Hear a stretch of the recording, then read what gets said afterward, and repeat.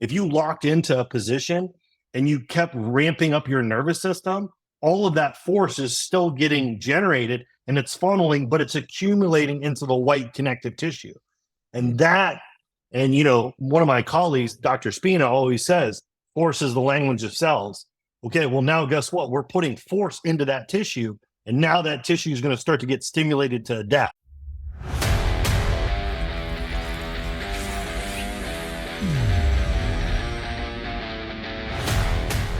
Welcome to Iron Summit, where we cover topics about health, fitness, and general performance through the eyes of former elite Division I wrestlers.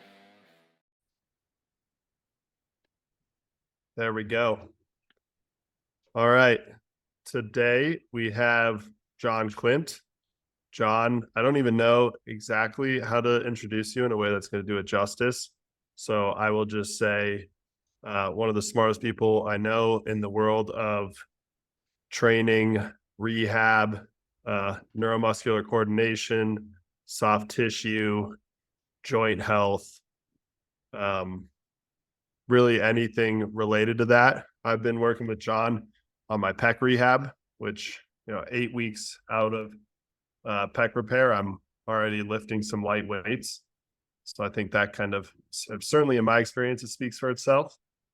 But John has an interesting background that comes from bodybuilding and kind of found his way into this world. How would you introduce yourself, John? I just kind of introduce myself as like neuromuscular therapist, strength coach, and then just go from there, man. So yeah, I try to keep it simple. Neuromuscular therapist and strength coach, and Yeah. meathead, most importantly. And Yes. Yeah. That would have been like the first one. That's probably what led me. That is what led me into neuromuscular therapy, if I'm honest about it. Yeah. Right. So, can you give us yeah. a quick definition of neuromuscular therapy? Because it's not a word you hear every day. What is that? What's the definition of that to you?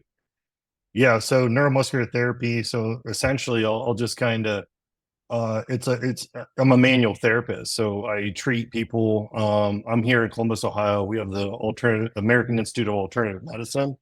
My guidance counselor when I was for exercise physiology, she's passed away, unfortunately, but she opened up a school, and she was the one that convinced me. Her name was Dr. Kim Fisher. She convinced me to go to neuromuscular therapy. So really what it is it's kind of a certification that lets me apply manual therapy, if you will.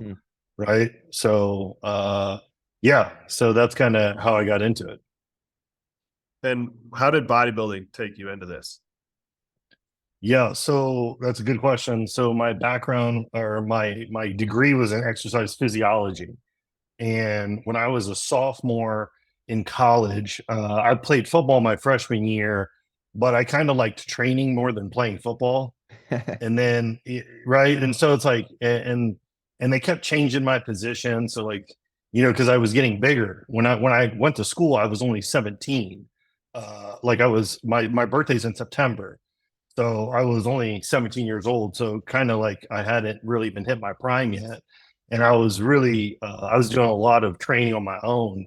And then, I kind of looked at football season as kind of like disrupting my training. Well, then what ended up happening was I was fortunate enough at the Power Shack over here in Westerville. I saw these guys that look like bodybuilders, like your typical 90s bodybuilders, wearing like loose stuff, training hard and stuff. So I just went up to that guy and I was like, hey, can I train with you? And he kind of like laughed at me. Well, you did laugh at me. And then invited me to start training legs. And then I just never went away. And he ended up being a super high level bodybuilder. And so it was kind of like and so I started doing that training. And then what ended up happening was like football camp came around, I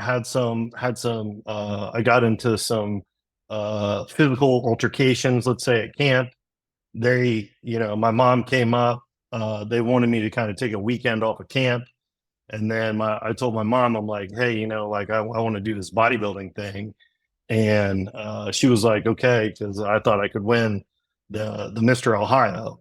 And so that's kind of what took me down that road. And so I would have been, 20, maybe 19 at the time. And part of that was too, like, this dude was like super hardcore, and he was like, like his whole training methodology wasn't anything scientific other than like, I'm gonna try to kill you, if that makes sense. You know what I mean? Yeah. Yeah. Like you, right? Like we're doing stuff, and you're like, hey, why are we doing this? And he's like, just like so you would go away and Yeah. like essentially like kill you, right? But yeah, man, I for whatever reason, I really enjoyed it. I like that style of training. I was seeing results. And then he told me before I left for football camp, and that's kind of what put it in. He's like, man, you'd be a really good bodybuilder. And so I kind of had that in the back of my mind. And you go to camp and you're doing 2 days, and like you're having to like, they're installing like offenses and stuff. And it's like, man, I'm not like, I play defense. I'm like, dude, I just want to like hit people and like go to where the ball is, and then they moved me to running back, and I'm like, yeah, man, like this isn't gonna work. So then that's what transitioned me into bodybuilding. And you took the bodybuilding career and you got exercise physiology degree, but how'd you decide you wanted to help people get healthy? Yeah, so then what happened was, so that occurred, I would have been like a sophomore, and then I kept training, and then I think a unique road is I did like a ton of independent studies. So like I was like outside of the school a lot, and that's how I became close with my guidance counselor. Is I would do independent studies with like high school football teams. I did a distinction program, so I worked with a local high school, DeSales High School. Did a study on the effects of a conventional and functional multi-joint training system on high school combine scores. So I did that as a junior. By the time I was a senior, I remember I kind of lucked out, applied for Ohio State to do an internship there, then did my internship at OSU football, then stayed on after my internship, but I didn't really care for that lifestyle. And then at that point in time, I was experiencing like some back pain, like low back pain, which were probably just like really good pumps now that I look back at it. So I don't know that it was like, I don't know that there's anything to technically go to school for, but I did. So then I went to school. I talked to my guidance counselor, and she's like, I'm telling you, you need to do this neuromuscular therapy. So I was like, all right, well, fuck it. So I went back to school. I was already competing in bodybuilding. So I was competing in bodybuilding, and then I went back to school, and and then, yeah, that's when I went into neuromuscular therapy. That's when I also then transitioned. I did collegiate nationals. So the 2 years that I was in school, I did collegiate nationals. I got fifth the first year, and then I kind of figured out what I had to do. Then, unfortunately, got second the last year. And so that's kind of what led me to neuromuscular therapy was kind of like my own, I guess, that limiting constraint to training. I didn't feel like I could train as hard as I, like completely unconstrained. So, my guidance counselor kind of gave me that advice, and I just took it. That's awesome. So, and last like historical question, and then we'll get into some of your like how you approach neuromuscular coordination and therapy. But tell us about how you got involved with Westside Barbell and how that kind of Yeah. changed your trajectory. Yeah. So I was fortunate. So I'm in Columbus, Ohio, that's where Westside Barbell is. And I was training by myself. So at the time, I was kind of fortunate to have some success early on in bodybuilding. And so I ended up leaving the gym that I was at so that I wasn't distracted. And so, and then I would go at night so that I could kind of like nobody interrupted me. I could get my training in.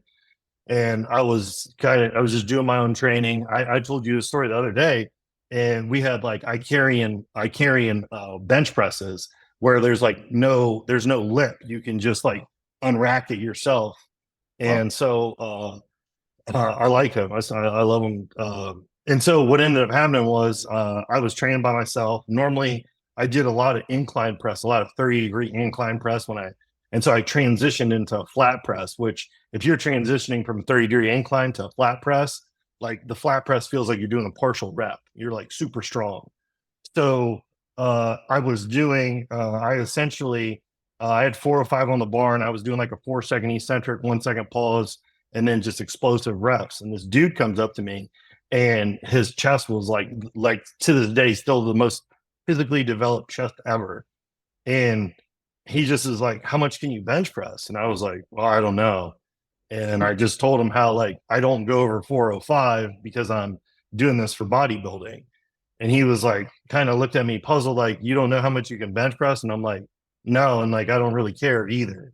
You know what I mean? Because it's not like there's any correlation to like unless you're Ronnie Coleman, right? But I'm not Ronnie Coleman. So he was kind of like asking me these questions and we're talking. I'm sitting there thinking like, all right, this dude definitely looks out of place. So I did some background research and they're like, that's George Halbert. I'm like, all right, well, and this is like before social media and stuff. So I started looking up who George Halbert is. I'm like, holy fuck, bro, this is like the best bench presser in the world. Right. So, and it makes total sense. Right. And so I saw him in there again and we just started talking and I was like, what are you doing here? And he's like, well, he hurt his supraspinatus. He tore his supraspinatus for the second time. And so I was like, we're just talking about training. Like we both really love to talk about training. So every time we're in there when I'm doing cardio and he's done, because he wasn't doing cardio, he would just stand there and we would just talk about training. And he was like, hey, you should do a bench press meet, yada, yada, yada, all this stuff. And I'm like, it doesn't really align with my schedule, my competition schedule. I was like, I don't know about it. And then this dude, his name's Gene Weaver. He's got a concrete company over on this side of town. And we were training together. He's a good dude. And he's from West Side too. And we're sitting there talking. And he's like, I told him, I was talking to George. And he was like, yeah, the Ohio State Fair, they give you a battle axe for winning the bench press meet. And I'm like, what? It's like, you get a fucking weapon? He's like, yeah. He's like, it's a big battle axe. And he's like, and you get into the fair for free. And I was like, what? So I see George in there on a Saturday and I come right up to him. I go, hey man, I got like 8 weeks of an off season. Like, let's do this. He's like, well, what are you talking like 8 weeks to wear? And I was like, well, 8 weeks to the Ohio State. And he's like, bro, you can't do that neat. Right. And so I was kind of like disappointed that I wasn't going to get a battle axe. Right. But anyway, so long story short, so then me and him, along with others, so like Jason Fry was there, Matt Winning was there, and George was essentially doing all of our training. And this is the first time that I'd ever really trained for like a powerlifting purpose, let's say. So it was completely unique to me. I really enjoyed it. And then I did really well at the meet. I ended up, I think, raw pressing like 540. I should have got 570, but I kind of got lazy with it because I was like, like Max, you know how it is. Like I never played with bands and chains prior to that point. And so all of our training was bands and chains, and it was like fucking unrelenting resistance, right? So then, when they put the big plates on there and there's no bands and chains, I remember going, oh, fuck, this thing's light as shit. Like I remember taking my opening lift, which was 500, and I just blew it up. And I remember thinking like, whoa, like this is the shit. So what ended up happening was so I was training with George to a degree. George and I became quite close. And then because he had that supraspinatus issue, and then we trained together. And then that's when he was like, hey man, one of my friends I think could use you. And I was like, yeah, for sure. Like who is it? He's like Louis Simmons. And I was like, oh, well, fuck yeah. Like I know who that dude is. Right. So then he's like, well, just roll over with me to West Side. And so that Sunday I went over to West Side. This is a funny story about Lou. I'll tell you in a second. But so I go to West Side and I'm looking at the gym and stuff. And I'm like, okay, like this is cool. I really, once again, this was before social media. So I didn't really have like a mental model of what it was. Right. But you walk in and you're like, okay, like this is like a legit environment. And so I talked to Lou, and Lou's like, yeah, like I want you to start treating me, stuff like that. So I started working with Lou, and then Lou's kind of funny. So then Lou is talking to George, and Lou's like, hey man, you should do this bench press meet. And I'm like, dude, I'm not doing a bench press meet. Like I'm in mode for bodybuilding. And at the time, at that time, I had just gotten second at collegiate nationals. And I was like, no, there's no way I'm deviating from what I'm doing right now. And he was like, well, he ended up giving me a key to the facility. And he's like, well, whatever you do, just like, I'd like you to train here. So that's when, I was fortunate enough to get access to all that equipment. So I started training there, 1 to 2 times a week, but more for like a bodybuilding purpose. So I was kind of unique into that realm. And then from there, I just became close with Louis. I would see him every Friday, treat him every Friday. We did some projects together. He gave me the first opportunity to write in special strength development for all sports. We did a lot of work with the reverse hyper. Louis is a very intelligent individual. And so if he thought that he could learn from somebody, he was going to. And that's one of the things that he really taught me. But unbeknownst to me this entire time, so I'll tell you a funny story. So I started treating a lot of these West Side individuals. Okay, let's just call them that. Okay, and so what happens is we have at West Side, Marcus Marinelli, Stipe Miocic. You guys are probably, because you guys have a wrestling background. So he was trained by one of the original members of West Side Barbell at Strong Style, Marcus Marinelli. Okay, and so I'm treating people from Strong Style. That's how I met Stipe, was through Louis, through Marcus, and that's how Lou and I worked with Stipe along with like Bobby and Tom Barry and other people. But anyway, so what ends up happening is, and then there's the sweatshop, Shane Sweat's place, down in Cincinnati, and I would go down to Cincinnati and work with the lifters in Cincinnati, and I'm working on Laura Phelps, and I remember I'm working. I don't know why I remember this so vividly, but I'm working on her, and she was like, she's like, "Oh, you're gonna do the powerlifting meet," and I'm like, "What? Like, what are you talking about?" She's like, "Yeah, I saw that you're like signed up and already paid because they host the powerlifting meet down there, right?" He signed you He's up. like, "Yeah." So she's like, "I heard that I heard that you're doing this meet," and I was like, "No, like I'm literally in the middle of contest prep." Do you know what I mean? And so on the way home, it was a Saturday, and I knew because I would go there at odd times too. I knew Louis would be training Saturday at that time. It was on my way home. So I stop at one side. Of course, he's in there, just doing accessory work. And I walk in there, and he's like, "Oh, hey, what's up? Blah, blah, blah." We're just bullshitting. I'd literally just seen him the day before, and I was like, "Hey, man, Laura just told me that that you signed me up for her bench press meet." I was like, "I can't do it. Like, I'm in the middle of a cut." He's like, "Oh, come on now." Like Lou was like a master of like psychology, right? He'd be like, because George told him, George was like, "Hey, I think this dude can hit a 600-pound raw press," because I hit that in training, not with straight weight, but with all sorts of different resistance. So that's what Lou wanted, right? So I'm kind of convinced that a lot of all this stuff was to hit that 600-pound bench press. So then, he's trying to convince me like it's nothing to fucking do. When, listen, man, I never trained with heavier weight in my life. So that's how I met Louis Simmons, and then from then on, until unfortunately, he passed. Work with him on a regular basis, and a lot of the lifters, a lot of my friends. Yeah, I mean, it's been a blessing to meet and be able to work with Lou. Yeah, why is Ohio such like a hotbed for strength training? Like it seems like it's always been that way. And like obviously you've been around a lot of different like great smart people that are in that realm. Like why do you think that is? Yeah, that's a great question, and honestly, I don't know. I mean, I think some of it may have to do with the Arnold Classic. The gym that I still predominantly train at, just down the road here, it's the Metro Fitness in Worthington, and that's where Jim Lormore. That was his gym. Jim Lormore, he's business partners with Arnold Schwarzenegger for the Arnold Classics. So a lot of people don't know this, but in the Arnold was business partners with Lormore, who I think at one point was like the mayor of Worthington as well, or Westerville. I can't remember. I don't want to don't quote me, but but yeah, and so Arnold won his first Olympia in Columbus, Ohio, at Vets Memorial. Okay, and from my knowledge, Lormore really helped him immigrate over here and support him when he was kind of in that process. And so then that's when they started bringing the Arnold Classic, and the Arnold Classic's been going on since the '90s, right? Like, and I mean, when the Arnold Classic comes into town, it's kind of like all strength sports come into town, and it just coincides that West Side Barbell is just also here. You know what I mean? So I think it's kind of like a couple coincidences. But yeah, I mean, we like Ohio's a pretty legit sport when it comes to bodybuilding, powerlifting.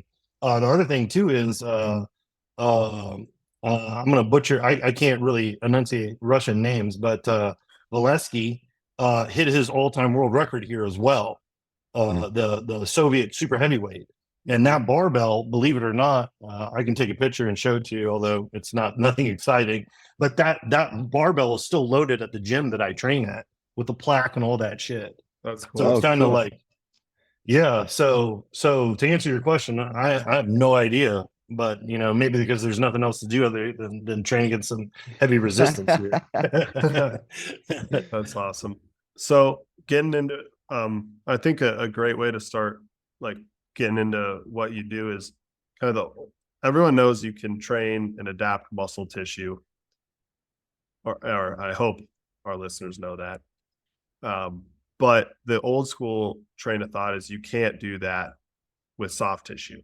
Like you're kind of like the soft tissue you have is what you have. And if you're getting hurt, like, oh, too bad, you're too strong for your soft tissue. Take us through why that's not true, and then how, and in as much of layman's terms as you can, how you can train to adapt your soft tissue and kind of what methods you have learned and use for doing so. Yeah, that's a great question. So what ended up happening was I took a seminar. It was called Functional Range Conditioning with Dr. Andrea Spina. This is probably back in like 2015, I want to say. And then from there, I took some FR, which is functional range release, which is like the soft tissue. And it kind of like opened up a new window, like maybe a new perspective on stuff that I was kind of also seeing at Westside. Right. And one of the interesting things is, you know, like if you look at like the number one limiting constraint on like, let's say the athletes at Westside, it's either going to be a joint issue or it's going to be a connective tissue injury, right? Okay. So when we think of soft tissue, what we do is we kind of think of like the white tissue as connective tissue. So it's non-vascular tissue. And then we think of the red tissue as muscle tissue, and then combining them, you know, normally what happens is the nervous system kind of scales up too fast or too much, and the white tissue, which is responsible for force transmission, essentially blows up. So, you know, I saw a lot of that working with the populations that I work with, right? So, you know, and then, you know, when the pandemic happened, me, Dr. Spina, Dr. Shivers, we were working on kind of like having a summit, and then that summit turned into a seminar, which is now called the internal strength model, and that's something that we now teach globally. And so in the internal strength model, that's kind of the first time where we go, listen, connective tissue is a biological stress responsive tissue. If you stress it correctly, it will adapt. And so we kind of came up with a logical loading strategy for how to train connective tissue so that one, we can stimulate the connective tissue architecture. So when we talk about connective tissue, there's kind of two, we say in the ISM, there's two inputs. One of the inputs, which we call input two, which your listeners don't need to know, but that's what we would call connective tissue architecture. That means that the architecture, how the connective tissue looks, you can train that. Does that make sense? Right. Yep. So, Yep. like, you know, everybody's heard of scar tissue. Well, scar tissue is abnormal connective tissue. It's tissue that has collagen laying down in essentially a non-organized manner. It's disorganized, right? Fibrosis, scar tissue, right? And then, but with loading, we can actually start to influence if somebody's injured, right? Instead of that tissue just healing, we can start to influence how that tissue does lay down, meaning the directionality, so that we don't get scar tissue, right? That's one of the things that we know that we can do. The other thing is not just the connective tissue architecture, but then it's also, can that architecture be able to transmit force, right? So when your nervous system, when you want to generate strength, your nervous system calls upon your muscle, and then your muscle has to pull and tug on white connective tissue, right? And so that white connective tissue is what's responsible for force transmission.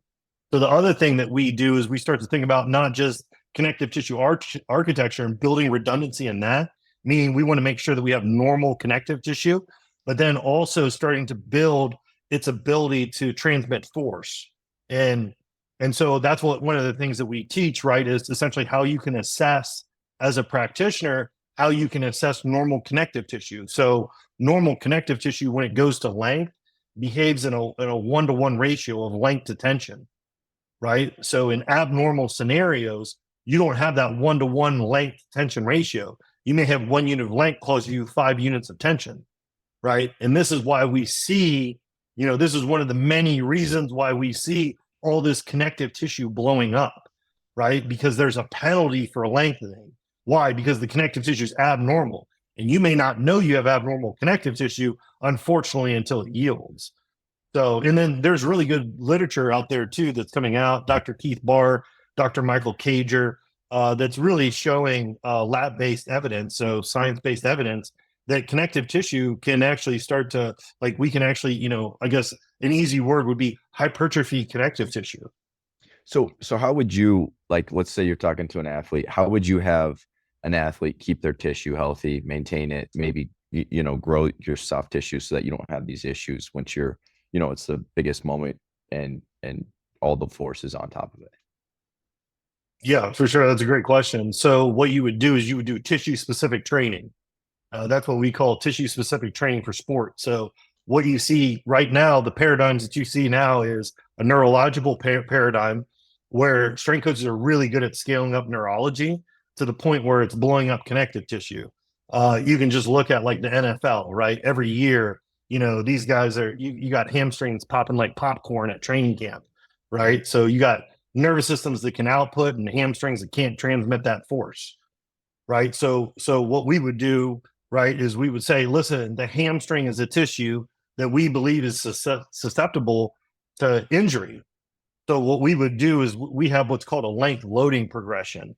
So you have to train connective tissue to length, right? So it's either at length or to length in regards to training connective tissue, just as like an easy rule. There's obviously nuances to that you guys don't technically need to know. The listeners are just get bored. But really, to train connective tissue, you got to be at length or to length. Okay, so what we would do is we would take the hamstring, and we would train it at length, so at that tissue's end range of motion, because that's going to give us more length. As we get more length, the reason why we get more length is because we're changing the architecture of connective tissue. We're making the fascicles longer, and as the fascicles get longer, we get more protein in there. That's what they call sarcomerogenesis, right? So you can see now we're actually putting more white connective tissue at that end range. We would do that statically. Okay, so you have to train connective tissue statically using isometrics, and then you can also use eccentrics, right? This is something that we've known for a long time. The problem is a lot of people skip and go directly into eccentrics, and the reason why that's an issue is because if you have abnormal connective tissue and you go into eccentrics, you don't have the prerequisite to do the eccentric yet. So we would say, hey, we want to normalize connective tissue statically first. Why? Because it's safe. We control all the loading variables. So there's really, this is why, Max can do it post surgical because we control all the variables, right? So it's quite safe to do. So then we would take that hamstring, we would start to apply static loads to it. We would then monitor that static loading, and then we would try to monitor and then have a ratio of static to dynamic loading. So part of the issue that you see is a way to think about it is like, these guys that are tearing their connective tissue, what they do is they just use their connective tissue, but they're not training their connective tissue. Does that make sense? So it's like they get better at like stress stiffening and stuff like that, but they're not adding to that connective tissue. And then at some point, the nervous system just outpaces them. And then that blows up, and then they go, well, fuck, like, what do I do now? And then that's most of the time, that's how I start to work with the athletes, unfortunately. So if you're using connective tissue, but you're not training connective tissue, how is it not, like, I guess, putting force on the connective tissue to grow and change? Yeah. Okay. So, so when you think about it, okay, so how connective tissue behaves, there's actually a really good video. It's called Scrolling Under the Skin, and it shows how connective tissue behaves in real life, like not in like anatomy. Like if you guys were in an anatomy lab, Like connective tissue doesn't behave like that in real life, right? It's a dynamic network of collagen that is essentially self-organizing itself to transmit force in an optimal manner. Does that make sense? Yeah. Okay, so think about it, like when you guys were wrestling and doing all your like your grappling, all of that like work, you weren't like, yeah, there's going to be an indirect build off, or you'll indirectly start to build connective tissue, Mhm. right? But you're mostly just using it. Gotcha. Does that make sense? Right? You're not like if I asked you, right, and this is one of the things that we do in the ISM, right, is, you know, when we look at the biological law of specificity, it's like, what is your training intent? If I asked you what your training intent was and you guys were doing grappling, it would be to get better at grappling. We would go, well, that's not training, that's practice to get better at a skill. So what are you doing to train your connective tissue so that you can practice better? And then that's going to have completely different standards. Those standards are going to be like, well, listen, I'm going to constrain my nervous system and my red muscle tissue to generate force and just funnel it into the white connective tissue.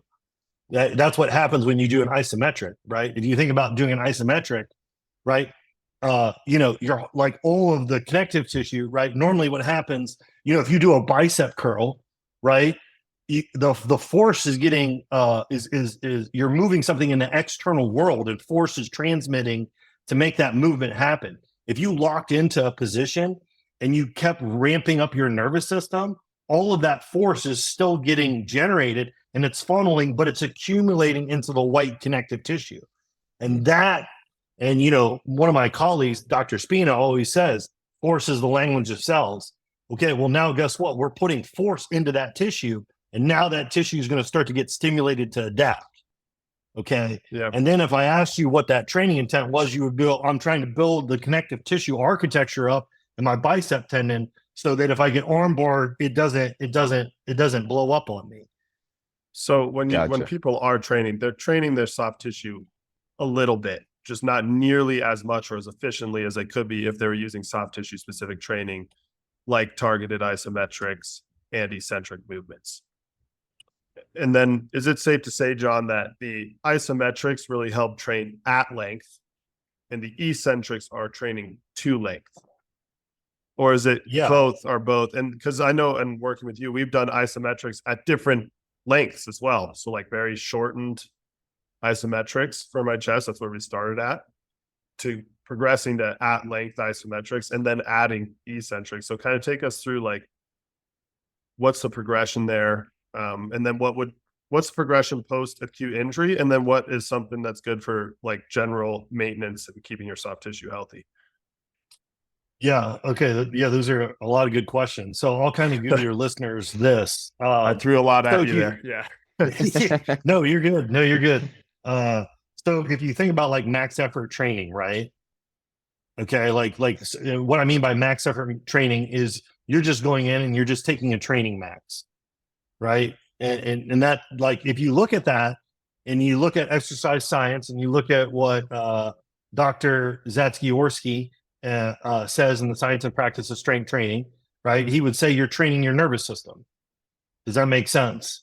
So essentially, is mine freezing? Okay, no. Okay, No, so you're good. So you're training the nervous system, right? And that's why when you look at like what Louis says and the quotes that he uses from Dr. Verskansky, Dr. Zatsiorsky, he talks about max effort method, and the nervous system is only going to adapt to the load that you place upon it, right? Okay, but think about it. When you do a training max, let's say that you do a bench press, how long does that last? Maybe 4, 6, 7 seconds at most. Yeah. Does this make sense? Okay, that's not enough time for you to stimulate muscle tissue, right? That's why the biggest powerlifters, they have to do repeated efforts. They have to do something else to build muscle tissue. Does that make sense? So when you look at those brief efforts, it's not enough time to make any type of biological change. You're just making neurological change. So the nervous system, you see what I'm saying? Yeah, that makes a lot of sense. So think about what you guys do in wrestling, right? It's so much quasi isometrics. So you guys probably have tons of connective tissue architecture because that force is just accumulating into that soft tissue and ramping up. Does that make sense? Yep.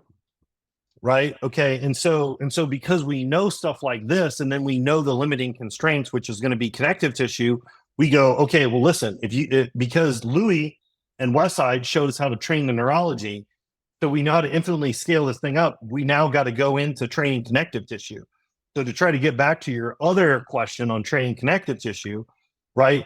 If you think about an isometric contraction, okay, so let's think about that bench press example of taking a training max, where we get about let's say 5 seconds of loading throughout the entire body.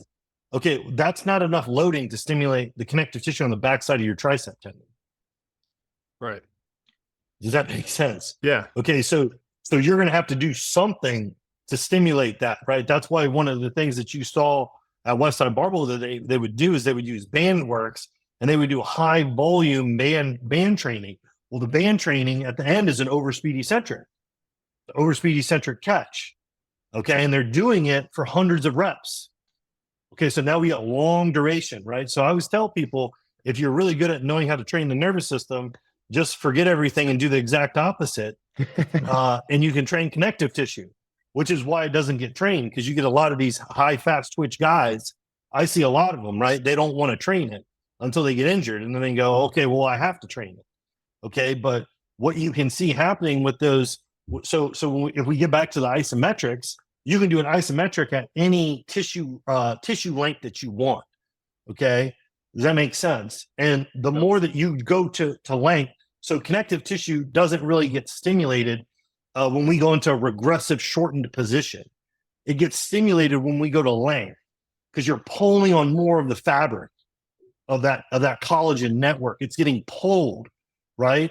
And then as you start, just from the length, and let's say that's passive. It's just you're at length and it's passively lengthened. Then when you start to add like muscle force into it, that connective tissue starts to stiffen, right? And as it starts to stiffen, right, like that's what so as it starts, you have that central tendon. As it starts to stiffen, if these are the fascicles, it just starts to pull all of that connective tissue. And the longer that you do that, the more stimulating it is for the connective tissue. Okay. And so that's how you would train it statically at length. You can also do positional iso. So like if somebody has a specific issue, meaning like maybe they have like a bicep tendon issue, you don't necessarily have to train it at length per se. You can just do isometrics throughout that range as well. It's kind of like a nuanced thing. But then the other thing is, once we start to do the static loading at length, the isometrics at length, which in FRS we call those PALES, progressive angular isometric loading. It just means you have a long muscle length isometric. That's what they call in the literature, LML, long muscle length. So it's that long muscle length. Okay. After you do enough loading and you have enough parameters, right? So you're getting feedback from the static loading that this tissue is normal. At that point in time, now you can start to introduce going to length. Okay. So that's now moving the tissue to length, not just at length. Okay. And now we have our eccentrics. And when we go eccentrics, there's a lot of different eccentrics that you can do, right? We teach just eccentrics, so just normal eccentrics. We teach a dynamic eccentric where you're essentially rotating. So as you fail, it's a dynamic EQI. It's an eccentric quasi-isometric. I'm sorry for all these big words. I'm not the one that came up with them, right? It just means, listen, an EQI just means if you picture yourself, you do a pull-up, you pull yourself up, you're trying to hold on. So your intent is holding, right? But then you start to fail. That goes into an eccentric. That's an EQI. Okay. Yeah, we can do that for other. Yeah, you're statically holding at max effort, but it is lengthening because you're failing. Yeah. So think about all the force. So you essentially got max force output bleeding into connective tissue that's going to length. Perfect. That's exactly what we want. Yeah. And then there's other stuff too. We get kind of radical with it where we'll do overspeed catches. So overspeed eccentric catches to get that tissue to catch. That's something that you see a lot in sport. So, I mean, we get pretty intense with it, right? A overspeed catch to a degree, it's kind of not the same, but maybe a lot of your listeners have experience with it, would be, if you're doing dynamic effort method, and you got bands over the barbell and you're doing bench pressing. Okay, well, that band, right? Like, think about it. If I dropped this if I have something in my hand, if I dropped it, it would just travel at the rate of gravity. Imagine if I got a slingshot on that thing. Now we got an overspeed eccentric. Okay, that's why those overspeed eccentrics, and that's what Lou was talking about for all those years. You talk about the virtual force and all these different articles that he wrote, right? But that's what he's talking about is listen, these bands are adding overspeed eccentrics. And when you do overspeed catch into that tissue, that's super stimulating for connective tissue behavior, reactivity, stress stiffening, all that stuff, all the behaviors in the tissue that we really want. So how would you do that in a normal training program? If you, I mean, obviously you got your normal strength training. How much of this are you doing per week? Let's not say like you got an injury right now. You're just trying to maintain your tissue and make sure that your soft tissue's healthy. Yeah, that's a great question. I like to do a lot of dynamic EQIs, right?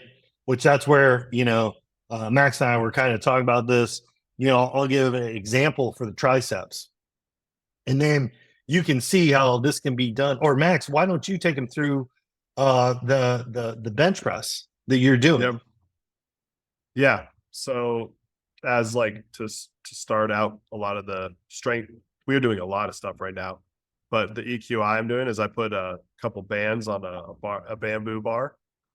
So it's not very heavy, but then I will take it and like basically do maybe a minute 30 negative rep with the banded bamboo bar on bench and kind of like I find exactly where I feel like the most tension in my pec where I had it repaired and then just fight it there all the way, like super slowly all the way down. And I've noticed since I've started doing this one, I've been doing a lot of work like isometrics, banded eccentrics, these EQIs now on the bamboo bar. And now I've started training chest again. And then I'll move into like some dumbbell pressing or some like single arm flies, some like press arounds, whatever it is. I actually feel better connection right now with my right pec 8 weeks post-surgical repair than my left. Wow. Just, I think because of like all the effort, and John, you had a scientific reason for why that is. But it's noticeable, which is super interesting. Yeah. So to get more specific on that, so realistically for connective tissue, you can train it statically daily if you wanted to, right? So if you have something that's nagging you, I work with a lot of NFL and NHL guys. So, if we have an acute injury, we're loading the connective tissue every 6 hours. Well, okay. So the connective tissue, the cells, have a refractory period. You essentially have, from the literature from Dr. Keith Barr, where what they did was it was actually out there in Colorado. I think I told you about this before, where guys blow up their ACLs out there, trying to ski and shit. Like me trying to ski, I blow out my ACL. Then what they do is they took those ACLs out and they grew them in the lab, and they just exposed that tissue to all sorts of loading, so that they could figure out like how does it best respond. And they figured out that you got a 10-minute window. So for 10 minutes, the cells are going, oh, okay, hey, we know what's going on. After that 10 minutes, they go into refractory period. But then 6 hours later, you can load it again. Okay. So for somebody that has a connective tissue injury, you can load that thing. And the thing is, and Max, you can probably talk to this, everybody that I work with, and I know that there's studies on this, they get relief from the loading. So a lot of people think that you need to rest connective tissue. Okay. The problem with resting, there's problems with resting it. One, it's a biological stress responsive tissue. So if you haven't done anything to stimulate collagen synthesis, you probably don't deserve to rest it. Does that make sense? Yeah. Right. So an easy way to kind of think about it is when we're doing like the connective tissue architecture training, what we're doing is we're trying to stimulate collagen synthesis so that we get more collagen in the area, which means more architecture. Then when we have that new architecture, it doesn't know how to lengthen. So now we have to start to actually add the lengthening inputs to it. That's where Max is, right? Where essentially now we're adding length to that architecture that he's worked to build. Okay. And you don't have to do a lot of it. That's the beautiful part about it, right? It's kind of weird if he was to do a 1 minute if that rep took him 1 minute, okay, this is where it's totally crazy. Like if you think about it, like if you can only do one rep for something, that's like really intense for your nervous system, right? And then as you do 2 reps, it becomes less intense because you can do more, and so on. Okay. Connective tissue is the opposite. So the 1 minute rep is good, but if he could do it for 1 minute and 30, it's even better. Yep. So it's literally completely inverted, right? Which is the reason why we can, yeah, but not more than 10 minutes, right? Or in the same Yeah. session, you need a 6-hour break. So like when we started working together, Ryan, like I was telling you, I was doing all the isometrics every 6 hours, Right. besides sleeping. But it was like morning, day, night, morning, day, night, morning, midday, night. But for like general like tissue health, so if Ryan wanted to improve his shoulder health, he could do tissue specific training for like 10 minutes at the beginning of his workout every day, once a day, but just like 10 minutes at the beginning of his workout, and probably see pretty great results from something like that.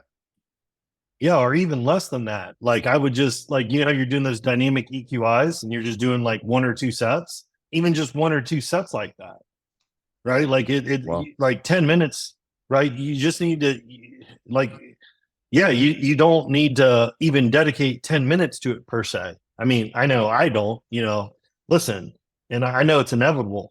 I know it's inevitable. I know, man. I know that connective tissue injuries are coming for me. I know I've kind of like starved them off. You know, I've gotten some like minor strains, but man, hanging around all the guys that I'm friends with, you know, from West Side and like all the bodybuilders, it's like, you know, like that, and that's one of the things probably why I'm so like it's in all of my training, right? So it's like if I'm going to train arms, right? Let's say my triceps, I'll do 1 or 2 reps of some dynamic EQIs for my triceps, right? So it's nothing that's too crazy. They feel good too, right? You can do them before. If you do them before, you can kind of feel that connective tissue so that maybe you get a better training stimulus, or you can do them after. You know, if you do those dynamic EQIs after you get a ton of blood in your muscle, they'd feel great. So is this like I mean, obviously it'd be better to do this right after an injury, right? But like let's say you had a bunch of scar tissue in this area. Is there a way to like a better way to do this post injury? Like let's say you've already learned to compensate with something, you got scar tissue in your chest or whatever, and now you're gonna do this. It'd be the same protocol, like get back to growing this tissue, and it is what it is with the scar tissue that's there. Yeah. So, so you can start to, you know, your connective tissue is always turning over, right? So just because you have scar tissue now doesn't mean that like you'll always have it per se, right? Like it's not gonna, there'll be some abnormalities on the imaging for sure. Like if it was a scan, right? But what happens is, and I don't want to bore you guys, but there's a behavior. So we look at connective tissue as like how it behaves. So there's certain behaviors that we want, right? Okay. And those behaviors all lead to like good force transmission. Well, what happens is there's a viscoelastic, like connective tissue is viscoelastic. And what that means is like when you think about like fast dynamic movements, think about like jumping into a pool where the water molecules stiffen and then there's like a splash. Does that make sense? Yeah.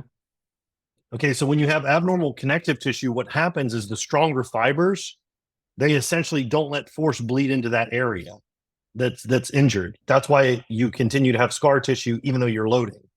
So like think about it like, oh, you're doing a bench press, but you have abnormal connective tissue. Why? Well, that's because the connective tissue is behaving in a manner where it's essentially it's called stress strain. It's not, or stress shielding. I'm sorry, it's shielding that area so that force can't go into it. Well, if you remember, my one colleague said force is the language of cells. So nothing's getting that tissue. It's biological stress responsive. No stress or force is going into it, so it continues to be abnormal. And you start to lay down fat in that area and shitty collagen, right? Okay. Well, what happens is instead of jumping into the pool, if you just kind of walk into the pool, the water forms around you. That's what the isometrics do. And then what happens is you get this thing, and Dr. Keith Barr is the one that coined it. It's called stress relaxation, where the stronger fibers relax. And now we get force transmission through that shitty collagen. And now we can start to stimulate that collagen so that maybe even if it looks bad on an MRI, like it's disorganized, maybe we can still get it to behave with a 1-to-1 length to tension ratio, which that's what I strive for when I'm working with guys in the clinic, is to reestablish that 1-to-1 length to tension ratio, because then I know force transmission through that tissue is at least going to be normal. Gotcha. That makes a lot of sense. Yeah, that's interesting. I have a question, John. I haven't asked you this one before. So this makes a ton of sense for like tendons, even a lot of ligaments that are like pretty close to large muscles. What if you're trying to do this with like a ligament? Like I know Ryan just had ankle surgery not that long ago. What if you're trying to do this with a ligament that's hard to bleed force through? Yeah. So that's a great question. So the same thing would apply, right? Louis Simmons used to always tell me, desperate men do desperate things. And, he would say it for years, right? And then, I started figuring it out, right? Where it's like, oh, he's right. Like, and think about it. That's how the reverse hyper came about. That's how the bamboo bar came about. Just desperate men doing desperate things, right? So sometimes you got to get creative, right? So just because there's a ligament in the ankle doesn't mean you can't load it. The other interesting thing is, and I'm sorry, I don't want to bore you guys, but there's different types of isometrics. So even if you can't do that pressing isometric, which the literature calls a PIMA, pressing isometric muscle action, you can still do a HEMA, which is a holding isometric muscle action. So you can essentially take that ligament, right, wherever it is in the foot, and then you can essentially have it just hold in place if you use even just band tension against it, right? So it's like there's different types of isometrics to think about, right? Those HEMAs are very, very good for connective tissue. And so yeah, I mean, I would, if it was my ligament, I always tell people, you can do whatever you want. I don't care.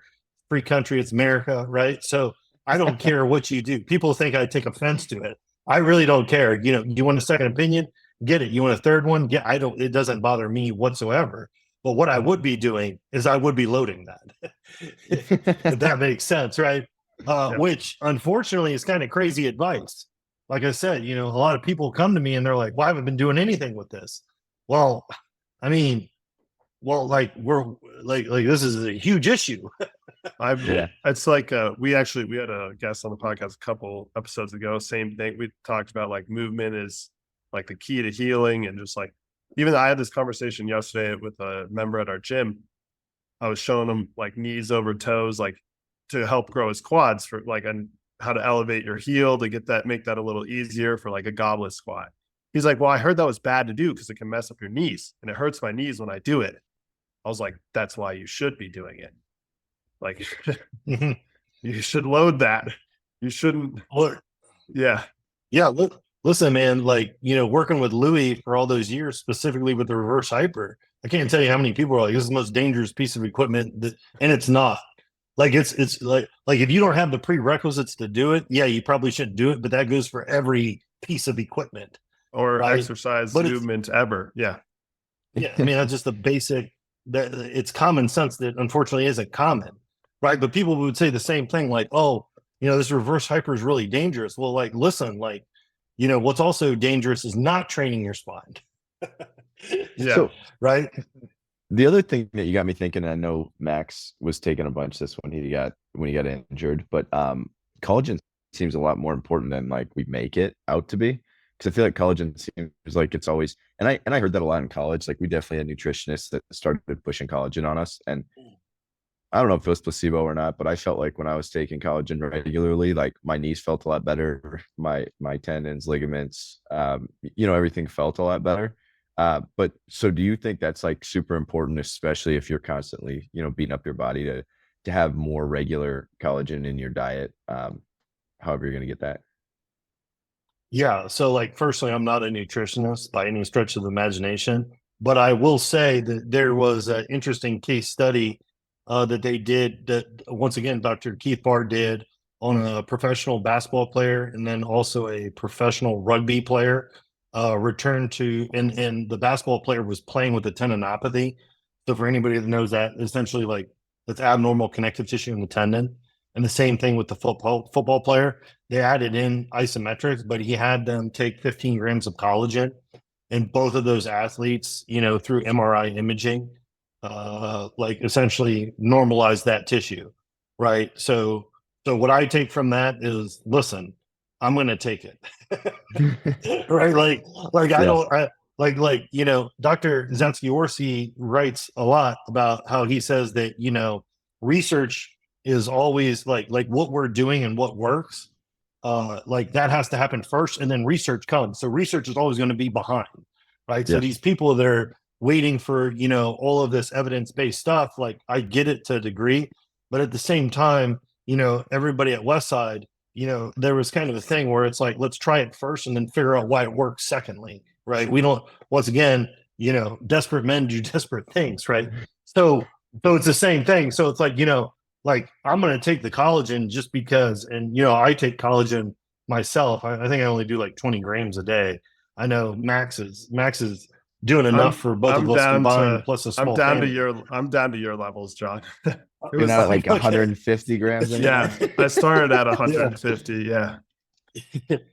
Yeah, so I use it as a supplement, and yeah, I mean, I think that there's a difference, but it's like, yeah, I don't know why you wouldn't if you were really training. I've heard multiple arguments on that, but I do think the science is coming around to it being beneficial. But like a lot of people say, like, well, when you ingest a protein, it doesn't matter if it's collagen or piece of chicken breast, like your body breaks it down to the individual amino acids it needs anyway, and then kind of partitions those to where it needs them. But the argument then, and I think there is some science coming out about this, like when you ingest collagen, you're just getting way more of those like soft tissue specific amino acids. So your body has to do less work to partition it. And I'm not smart enough to remember there's 2 amino acids that are like very specific to collagen, that are very high density in collagen. And that's why it's beneficial to take it. Like you're basically getting way more of those 2 amino acids for your body to use. So I think it is like, for a while, it was like, oh, why do it? But now it's like, actually the literature is starting to back up kind of the common sense behind it. Yeah, perfect. That's good enough for me to keep taking it. Yeah, it's like, what's the harm? Makes you nice skin. Right. Yeah, exactly. I feel like that's what it's always been marketed as, though. But now it's like finally coming into like an athletic sense of where it's like, hey, it'll keep your soft tissue healthy. But yeah, no, I don't know. I also think if you feel like it works, it's probably helping you more than you realize too. Absolutely. For sure, man. For sure. And listen, even if you think it works, the placebo effect is real. Right. Yeah, It's absolutely. real. That's so funny that we just got to trick our mind into believing something and it works. For sure. For sure. That's it. Anything else you want to leave us with, John? No. I mean, thanks for having me on here. It's good to I've heard a lot of good things about you, Ryan. So it's good to meet you and go from there. I've Thank you, never man. said anything nice about Ryan. That's not true. Yeah. John, it's great to meet you too, man. I appreciate you coming on. It's been great talking to you. And then I guess one last thing before you leave is, where can people find you? Because obviously you're doing some awesome work, and we definitely talk to athletes all the time, and I'm sure there's some crossover there. So where can they find you if they have some questions for you? Yeah, so I have Instagram. My Instagram handle is at jquint NMT, like Nancy Mary Tom, neuromuscular therapist. I have a website, and then me and one of my colleagues, we have a Substack which is called Absolute: The Art and Science of Human Performance. And then me and another one of my colleagues, we have another business which is called Lyman Special Strength. So like we work with a lot of like football linemen, like offensive linemen, and some defensive linemen, but predominantly offensive linemen. So yeah, that would be it. Awesome. Well, thank you so much, man. We really appreciate you coming on. Thank you, John. Yeah, definitely.